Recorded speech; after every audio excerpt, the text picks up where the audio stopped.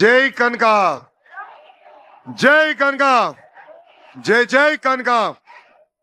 ఈ రోజు చాలా మంచి రోజు. మహాభక్తుడు కనకదాస్ గారి జయంతి.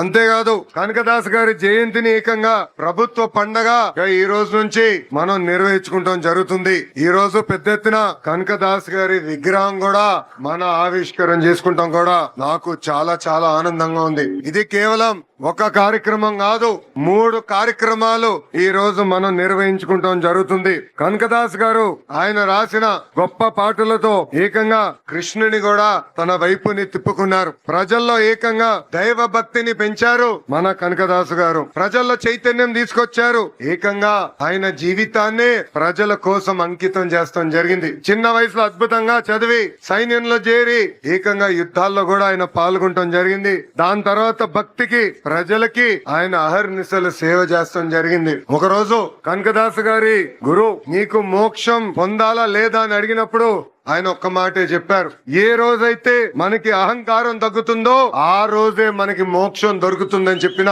గొప్ప వ్యక్తి కనకదాసు గారు.